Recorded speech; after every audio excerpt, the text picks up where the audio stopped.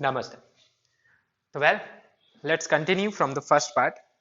तो वहां पे मैंने आपको बेसिक बोर मॉडल के बारे में बता दिया है।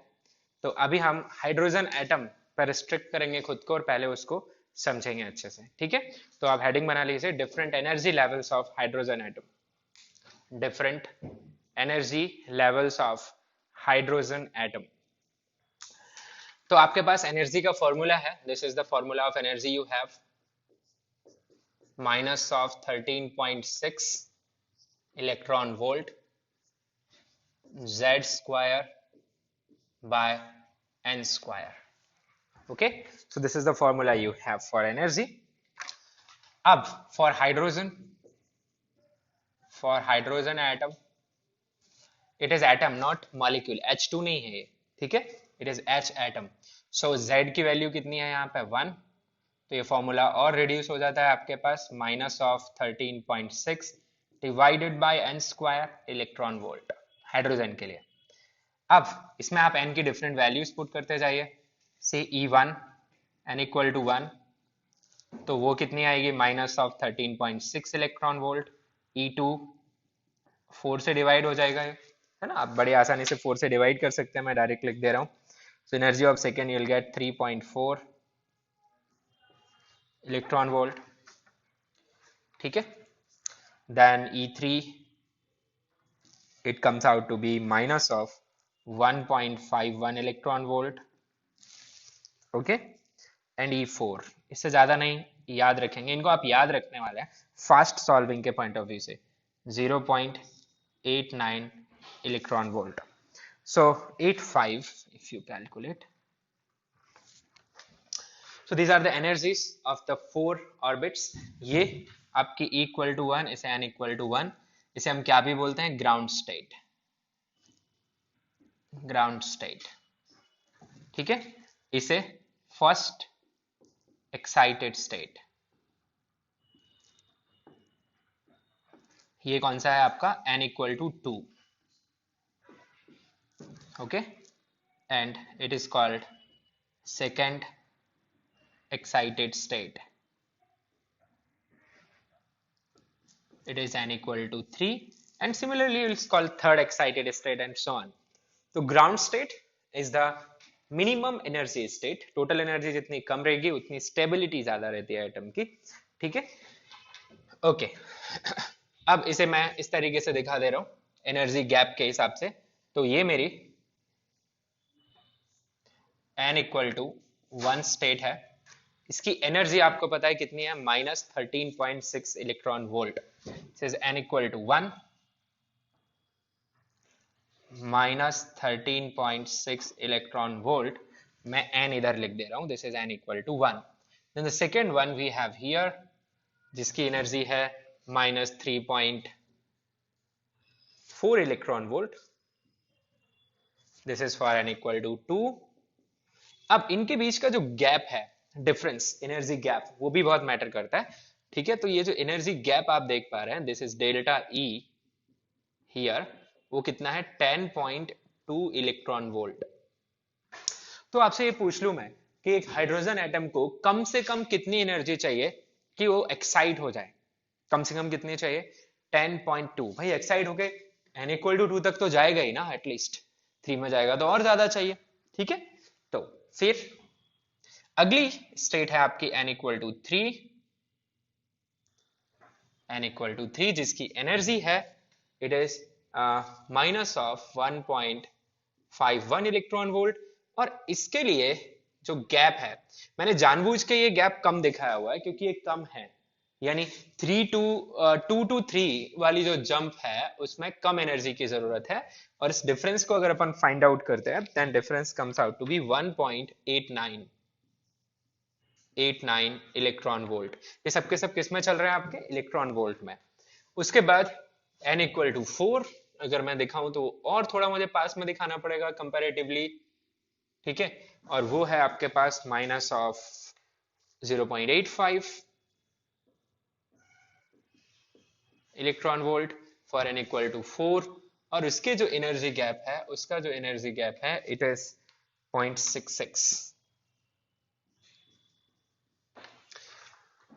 सो बेसिकली और एनर्जी लेवल्स अगर मैं दिखाऊंगा they will be even close, तो आगे के जो एनर्जी लेवल्स है वो और पास आते जाते हैं, ठीक है, मतलब उनमें जो एनर्जी डिफरेंस है वो कम होता जा रहा है, लाइक दैट, ऐसे चलता रहेगा।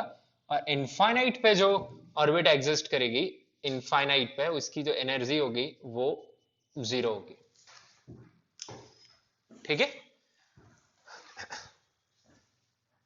दिस इज इनफाइनाइट वाली स्टेट, और बीच में इनफाइनाइट डिस्क्रीट एनर्जीज हैं। सो ये हाइड्रोजन की डिफरेंट एनर्जी लेवल्स हैं, एनर्जी गैप्स हैं, ये आपको समझ में आ जाना चाहिए और इनको आपको याद भी रखना है।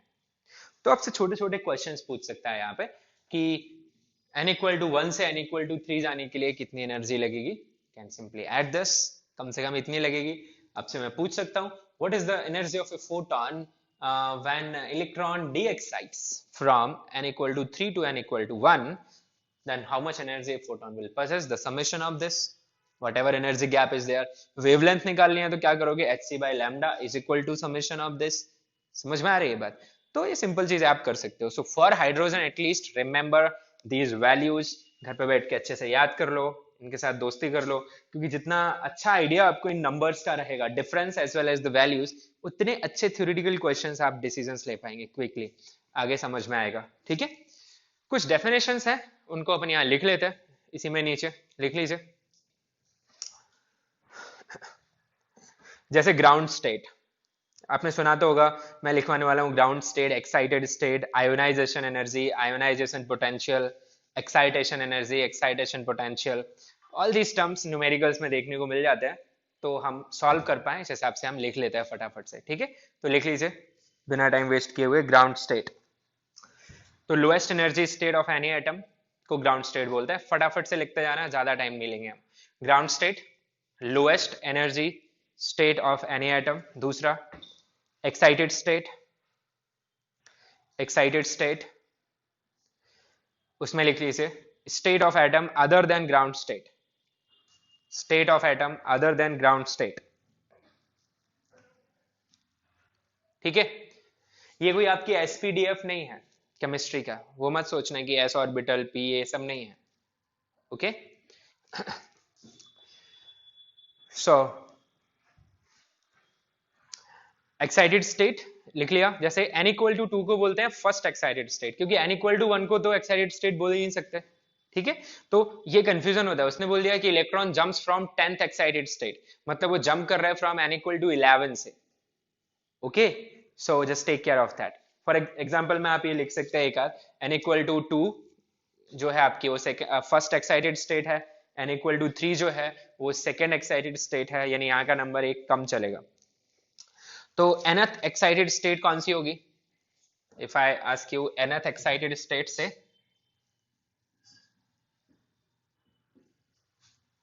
तो इसके करस्पॉन्डिंग स्मॉल n होगा आपका n+1, ठीक है, अच्छी बात है। अगला लिख लीजिए आयोनाइजेशन एनर्जी, आयोनाइजेशन एनर्जी, तो आयोनाइजेशन एनर्जी क्या है लिखे, minimum energy required, minimum energy required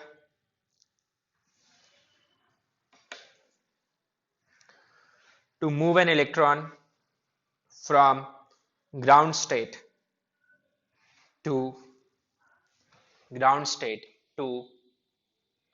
infinite।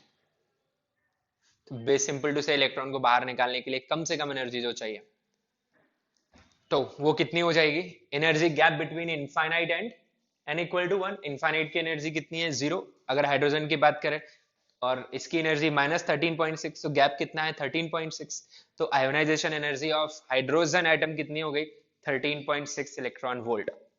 तो आयोनाइजेशन पोटेंशियल कितनी हो गई 13.6 वोल्ट, अरे हाँ है ना, ठीक है। तो लिख लीजिए ये बात। एग्जाम्पल में ionization energy of hydrogen atom, कभी भी हाइड्रोजन को H2 ना लिखें, यहाँ पे H एटम लिखें, okay. Ionization energy of hydrogen atom कितनी है 13.6। अच्छा, ionization energy of helium plus ion, फटाफट से बताओ मुझे कितनी होगी, आई मीन अपनी नोटबुक में लिख लो। Ionization energy of helium plus atom क्या है फॉर्मूला एनर्जी का, इधर लिखा हुआ है देखिए 13.6 Z square by n square. अब n तो 1 हो गया, ग्राउंड स्टेट की बात हो रही है आयोनाइजेशन में, है ना। z कितना होता है हीलियम के लिए 2, किससे मल्टीप्लाई हो जाएगा 4 से, सो 13.6 into 4, that will be your answer. ठीक है, तो मल्टीप्लाई करेंगे तो कितना आएगा ये 54.4। ऐसे लिथियम 2+ पूछ सकता है, समझ पा रहा है कैसे निकालेंगे आयोनाइजेशन एनर्जी। तो कितनी हो जाएगी 54.4 इलेक्ट्रॉन वोल्ट हीलियम प्लस के लिए। मैं हीलियम की बात नहीं कर रहा हूं, हीलियम एटम की तो हम बात ही नहीं कर सकते यहाँ पे, क्योंकि वो 2 इलेक्ट्रॉन है, उसके पास 2 इलेक्ट्रॉन है। ठीक है, हम हीलियम प्लस आयोन की बात कर सकते हैं। चौथा टर्म है आपका आयोनाइजेशन पोटेंशियल। आयोनाइजेशन पोटेंशियल, तो इसके बारे में लिख लीजिए minimum potential difference, minimum potential difference through which an electron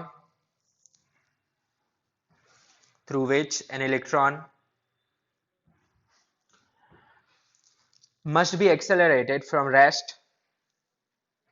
Electron must be accelerated from rest such that its kinetic energy becomes equal to ionization energy. Such that its kinetic energy becomes equal to ionization energy. उसे क्या बोलते हैं अपन, ionization potential. अब लिखने के लिए बहुत बड़ी सी लाइन लिखी हुई है, पर बात क्या है कि एक इलेक्ट्रॉन को v वोल्टेज से एक्सेलरेट करो तो कितनी काइनेटिक एनर्जी मिलेगी, अगर वो रेस्ट से स्टार्ट हो रहा है तो E इंटू वी, और E इंटू वी को किसके इक्वल लिख देंगे, आयोनाइजेशन एनर्जी के। तो जो V है वो क्या कहलाएगा, आयोनाइजेशन पोटेंशियल। तो बहुत ही सिंपल है कि अगर मेरी आयोनाइजेशन एनर्जी 13.6 इलेक्ट्रॉन वोल्ट है तो आयोनाइजेशन पोटेंशियल 13.6 वोल्ट हो जाएगी। सिंपल। तो अगर मुझे आयोनाइजेशन पोटेंशियल दी गई है, एनर्जी लिखनी है तो E से मल्टीप्लाई कर देना है। आयोनाइजेशन एनर्जी दी गई है, पोटेंशियल लिखनी है, E से डिवाइड कर देना है, प्लेन एंड सिंपल। ठीक है, तो लिख लो ionization potential of hydrogen atom कितनी हो जाएगी 13.6, हीलियम प्लस आयन कितनी हो जाएगी 54.4 वोल्ट। अगला टर्म जो आपको न्यूमेरिकल्स में मिल सकता है वो है excitation energy and excitation potential. Excitation energy and excitation potential.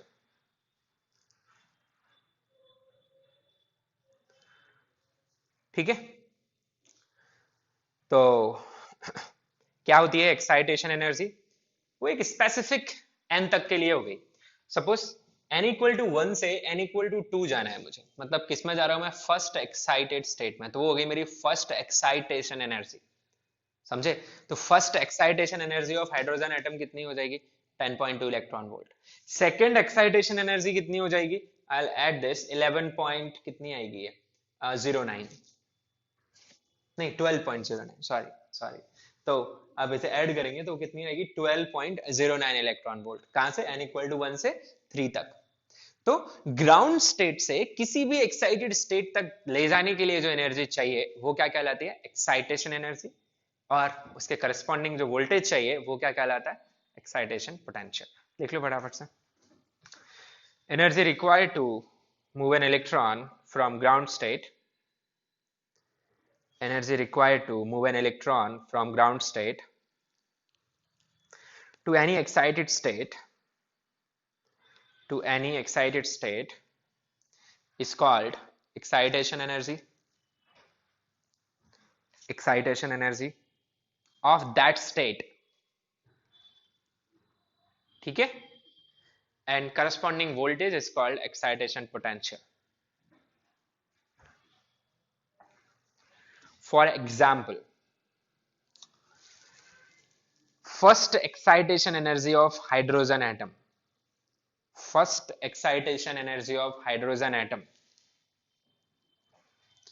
मतलब ग्राउंड से पहली एक्साइटेड स्टेट तक, यानी 1 से 2 तक। ब्रैकेट में लिख भी सकते हो कि कहां से कहां मूव कराना है, n equal to 1 to n equal to 2, तो कितनी एनर्जी चाहिए, 1 और 2 की एनर्जी का जो डिफरेंस है कितना आएगा आंसर 10.2 इलेक्ट्रॉन वोल्ट। और नीचे लिख लो first excitation potential of hydrogen atom, it will be 10.2 volt. ठीक है, वैसे ही आपकी बाकी भी आ जाएंगी, पर कहां से स्टार्ट करना है आपको? हमेशा n इक्वल टू 1 से। एक और टर्म है बाइंडिंग एनर्जी, ये भी, इसे भी लिख लो, बाइंडिंग एनर्जी।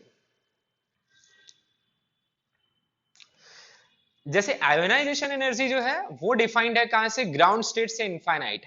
तो बाइंडिंग एनर्जी हर स्टेट के लिए डिफाइंड है कि सपोज आपसे पूछेगा binding energy of first excited state, binding energy of second excited state, binding energy of ground state. तो बाइंडिंग एनर्जी किसी भी स्टेट से डिफाइन कर सकते हैं, और आयोनाइजेशन एनर्जी कहां से डिफाइन होगा? ग्राउंड स्टेट से। बस इतना ही अंतर है। तो लिख लो binding energy of a state is the minimum energy required of a state is the minimum energy to move an electron from any state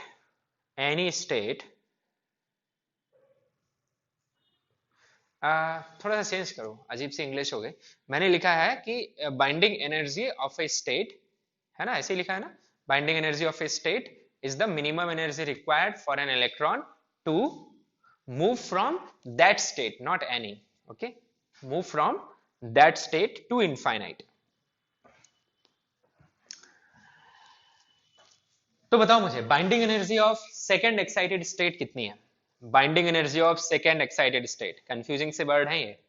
second excited state मतलब n इक्वल टू 3, फटाफट से देखेंगे n इक्वल टू 3 की energy कितनी है? -1.51। Infinite की कितनी है? 0। तो कितनी एनर्जी लगेगी इसको अगर इलेक्ट्रॉन को भगाना है यहाँ से? तो 1.51 इलेक्ट्रॉन वोल्ट। तो सेकेंड एक्साइटेड स्टेट की बाइंडिंग एनर्जी कितनी है? 1.51 इलेक्ट्रॉन वोल्ट हाइड्रोजन एटम में। ग्राउंड स्टेट की binding energy is nothing but ionization energy of an atom. ऐसा नीचे लिख भी सकते हो आप, binding energy of ground state is the ionization energy of atom. Binding energy of ground state is the ionization energy of atom. चलो एक question solve कर लेते हैं और इसके बाद अपन अगले पार्ट में देखेंगे। तो एक क्वेश्चन लिख लेते हैं, लिखिए first excitation potential of A hypothetical hydrogen like atom, first excitation potential of a hypothetical hydrogen like atom is 15 volt, 15 volt. Full stop. Find third excitation potential of same atom. Find third excitation potential of same atom. अगर आपने ध्यान से सुना है मुझे तो आप ये क्वेश्चन जरूर कर सकते हैं। अब ये हाइड्रोजन नहीं है भाई, ये क्या है? हाइड्रोजन लाइक है। कौन सा है पता नहीं, हाइपोथेटिकल लिखा है उसने, तो ये नंबर्स तो इस्तेमाल नहीं किए जा सकते जो यहां लिखे हुए हैं, पर ये फॉर्मूला इस्तेमाल किया जा सकता है, बिल्कुल किया जा सकता है, क्योंकि ये तो वैलिड है।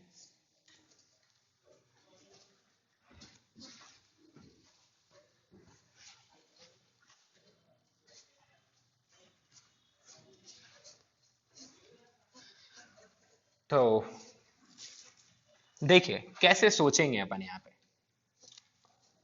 तो एक बिल्कुल बेसिक क्वेश्चन है, कोई बहुत टफ नहीं है। देखिए क्वेश्चन में मुझे दिया क्या है, इसने दिया है मुझे फर्स्ट एक्साइटेशन पोटेंशियल दिया है। तो प्यार से लिख लो कि क्या दिया है अपने को? फर्स्ट एक्साइटेशन पोटेंशियल 15 वोल्ट दिया है। अब फर्स्ट एक्साइटेशन पोटेंशियल का क्या मतलब होता है? अगर आपको टर्म क्लियर है तो फिर आप समझ सकते हैं कि उस स्टेट की जो एनर्जी है, मैं लिख सकता हूं फर्स्ट एक्साइटेड स्टेट का मतलब क्या होगा? n इक्वल टू 2 का। इसका मतलब energy of second state is nothing but minus of 15 electron volt. समझे कुछ या नहीं समझे? देखो, अगर आप समझ गए तो आप सुन नहीं रहे हैं, फिर ये मैंने गलत लिख दिया। एक्साइटेशन पोटेंशियल किस किस के बीच में डिफाइन होती है? एक्साइटेशन पोटेंशियल डिफाइन होती है ground state and that excited state, not excited state and infinite. Okay, so this is your ground state here, which is E1. This is your first excited state E2. ये जो energy gap है ये कितना है? 15 electron volt. ठीक है, E1 E2 कुछ भी हो सकते हैं। समझ में आया? डेफिनेशन देख सकते हो आप। तो फर्स्ट एक्साइटेशन पोटेंशियल दिया है तो मैं फर्स्ट एक्साइटेशन एनर्जी निकाल सकता हूं। फर्स्ट एक्साइटेशन एनर्जी निकाल सकता हूं, वो कितनी आ जाएगी? 15 इलेक्ट्रॉन वोल्ट। मतलब ये क्या मिल गई मुझे?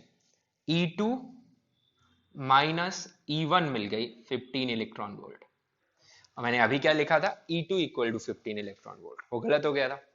ठीक है, अच्छी बात है। हाँ, अगर बाइंडिंग एनर्जी बोलता, वो binding energy of first excited state is 15 electron volt, तो E2 मेरी कितनी हो जाती? 15 इलेक्ट्रॉन वोल्ट। तो इन टर्म्स को थोड़ा आराम से समझिएगा। तो मुझे E2 माइनस E1 उसने दिया हुआ है, और हमसे पूछ क्या रहा है? वो पूछ रहा है थर्ड एक्साइटेशन पोटेंशियल चाहिए उसको। थर्ड एक्साइटेशन पोटेंशियल, तो ये तो फर्स्ट हो गई, इसके बाद आएगा आपके पास सेकंड, और ये आएगा आपके पास थर्ड। थर्ड एक्साइटेशन पोटेंशियल मतलब उसे एनर्जी गैप चाहिए किस किस के बीच में? 4 and 1 के बीच में। So I will be interested in finding what is E4 minus E1। So this is the question. क्योंकि मैंने E4 माइनस E1 निकाल लिया, वो इलेक्ट्रॉन वोल्ट में निकलेगा, उसे इलेक्ट्रॉन से डिवाइड कर देंगे तो वोल्ट बच जाएगा, और वही मेरी क्या हो जाएगी? थर्ड एक्साइटेशन पोटेंशियल हो जाएगी। ये दिया है, ये निकालना है, फॉर्मूला आपके सामने है। तो जरा E2 माइनस E1 लिखते हैं अपन। तो E2 माइनस E1 कैसे लिखूंगा? ध्यान से देखो, ये नंबर है minus of 13.6 electron volt Z square, इसे मैं बाहर लिख सकता हूं। ठीक है, 2 यानी 1/2 का स्क्वायर माइनस 1/1 का स्क्वायर। समझ आया क्या किया? मैंने किसकी एनर्जी निकाली? E2 निकाली। आप ऐसे ही सोच लो, E2 निकाली, Z मुझे पता नहीं, मैंने E2 फाइंड किया, N की जगह 2 रख दिया। E1 फाइंड किया, N की जगह 1 रख दिया। दोनों का डिफरेंस कितना दिया है मुझे? 15। So I will be writing here it as 15 electron volt is equal to minus of 13.6 electron volt into Z square, और ये नंबर आप निकाल सकते हैं कितना आएगा? 1/4 माइनस 1 यानी कि 3/4 विद माइनस। तो ये माइनस माइनस यहां से गायब हो जाएगा, तो आपके पास आ गया 15 electron volt is into 4/3 is equal to this number 13.6 EV into Z square। इसे आप इक्वेशन 1 बना लीजिए। अब आपको चाहिए ये नंबर E4 माइनस E1, तो लिख लीजिए E4 माइनस E1, ये हो जाएगा मेरे पास minus of 13.6 electron volt into Z square multiplied with 4, मतलब 1/4 का स्क्वायर माइनस 1/1 का square. So this E4 minus E1, it will be equal to minus of 13.6 electron volt Z square into minus गायब हो जाएगा यहां से, और ये आएगा 15/16। ठीक है, ये आ गई मेरे पास इक्वेशन नंबर 2। तो कोई दिक्कत नहीं है, आप 1 और 2 को डिवाइड कर लीजिए, या आप ये बोल दो कि यहां से इस नंबर का वैल्यू पुट कर दीजिए, your choice. So by 1 and 2 मैं लिख सकता हूं E4 minus E1 is equal to, यहां से इस नंबर की वैल्यू पुट कर दें तो जो कितनी आ रही है आपके पास? 20। सो इट इज 20 पूरा, इस टर्म का पूरा वैल्यू इलेक्ट्रॉन वोल्ट में ही है, इंटू 15/16। तो 4 से 5 बार, 4 से 4 बार, so you get 75/4 electron volt. Okay, रफली कितना आएगा? 18 पॉइंट समथिंग आएगा, 18.7 ऐसा कुछ आएगा। ठीक है, तो और उसने मेरे से पोटेंशियल पूछी है, तो पोटेंशियल कितनी आ जाएगी? 75/4 वोल्ट। तो मेरा जो आंसर आ जाएगा, answer it will be 75/4 volt. So I hope you understood how we solve it. So that's it in this part. इसके आगे एटम कंटिन्यू रखेंगे अपन अगले लेक्चर में। Thank you.